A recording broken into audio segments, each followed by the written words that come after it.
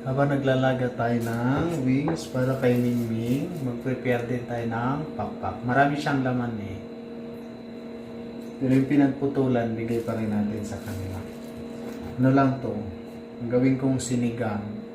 Pero ang sinigang natin is lagyan natin ng upo. Nabalatan ko na yan galing sa location. Tapos itong cabbage na maliit. Tapos meron tayong kamatis, bawang, luya, sibuyas. Tapos lagyan lang natin ng sinigang, tamarin, pampaasim.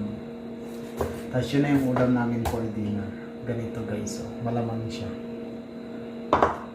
Gawin natin na. Ito yung dinner natin. Ubos na ang ating pansit. Ay, pansit. Ubos na yung pusit. Yung hipon naman guys, hindi ako kumakain. Kasi nagkaroon ako ng allergy. Dati, mahilig din kami sa hipon. Mahilig ako bumili ng hipon dati. Kasi, mas nagkaroon ako ng allergy. Hindi ko lang bakit. So, hindi ko na siya tinatry. Kahit nung magbakasyon ako, nagbigay yung tita ko ng malalaki na pusit. Hindi ako makakain. Sayang. Kaya doon lang tayo sa pusit at isda. Nag-check kami ng isda kaso maliliit yung bisugo sa kabilang tindahan tapos hindi siya sariwa. Doon sa kabila wala siyang bisugo. Kasi maraming isda hindi ko kilala. So mahirap naman bumili ng hindi natin kilala. Parang aapaw ang ating niluluto. Update ko kayo mamaya guys. Okay guys. Tapos na yung pagkain ng Mingming. Naghiwa na ako ng ating mukha siyang tinola dahil sa upo at cabbage. Pero, lalagyan ko siya ng sinigang mix. Gusto ko maasim, masarap.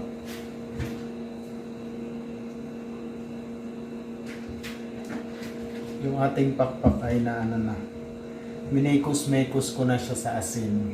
Tapos binanlawan. Para sobrang linis siya. Butas yung aking damit.